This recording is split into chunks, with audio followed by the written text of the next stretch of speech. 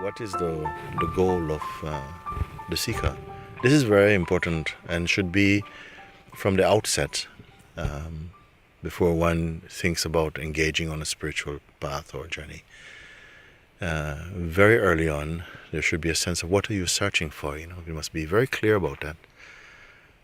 Is it for knowledge? Is it for experience? Is it for fame? Is it for attaining spiritual powers? To do miracles? To realize what truth is? To realize the truth, but so much so that you're the same as it? Your realization and yourself is the same thing? Is it to have a better afterlife? Is it to become a teacher? Is it to become a guru? And these things we have to really think about them. What is the purpose of your seeking? Because of course you can start without having any idea and without having any clear intention. You just follow what things are happening and you kind of grow into a kind of shape or something like that. That must be also included like that. But I feel that for many seekers, after years of practice, if they really were asked, what do you have an idea what you're searching for? Anyway, at the end of so many years, your goals may change. You may start off with one thing, become something else. And if you're searching for just experiences, they will come and go, of course. Every experience is connected with time, has a beginning and has an ending also. So it is very important to be clear, as much as you can be, or to have a sense of what is important, where you are, where you're going. So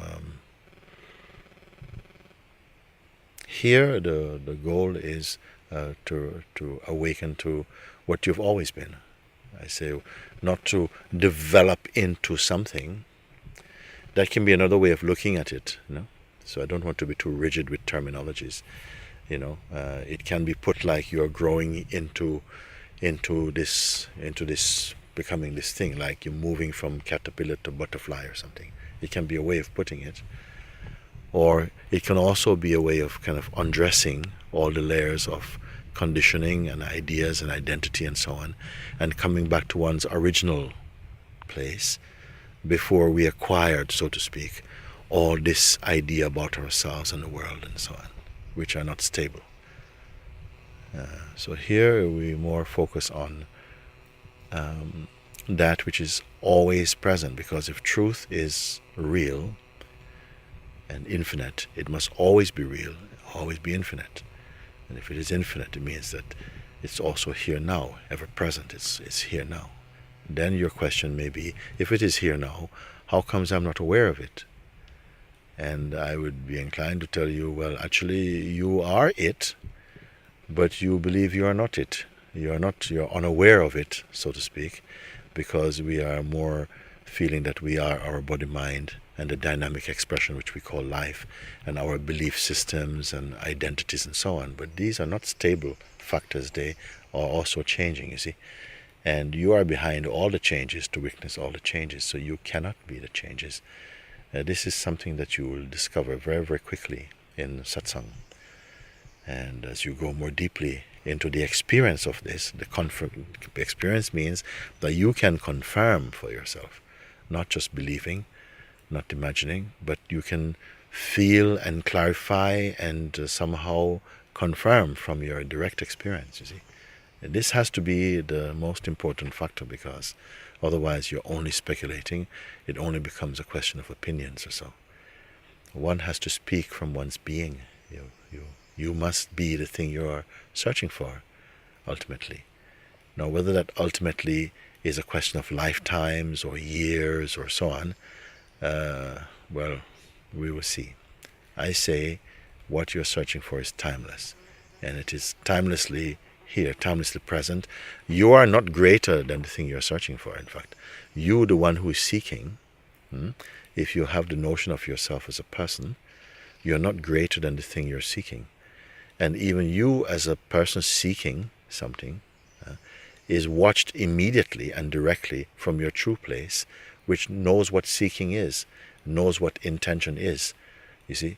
So in a sense, it is crazy that you're here, but it is so much seeming to be entwined with our learned self, our ideas, that it seems an entangled sense that I am here somehow, but it's all mixed in with my thoughts and feelings and memories and so on. You see? So this, in true self-discovery, all this opens out, and one is freed from the influence of the psychological mind. So this is the most important thing. And as I said, you can start off in a very naive search, you can say, and mature in that search to the point where everything becomes clear unexpectedly. So,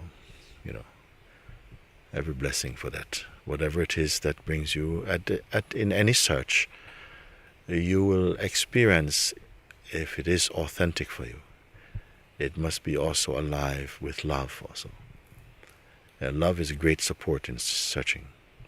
Not the love that necessarily need an objective reflection necessarily, but the love which is the joy of being, the wholeness, the sense of wholeness or unity of being, which arises in this form as love towards all. It doesn't pick and choose like how the sun shines. It doesn't prefer to shine on beautiful flowers and not on a dirty place. It's everywhere equal, you see.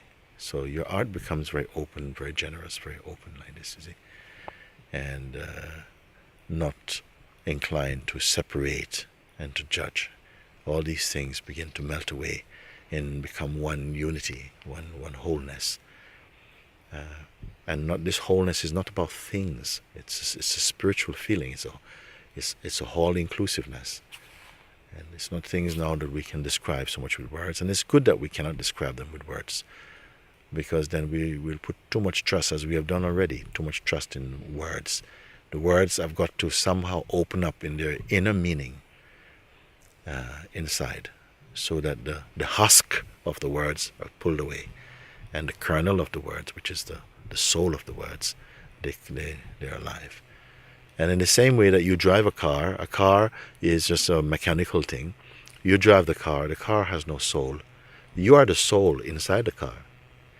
In a similar way, the car of this body, you must find the soul who is inside him also. You must find that one. You cannot say, I am my car. You don't say, I am my car. You may say, I love my car, but I am not my car.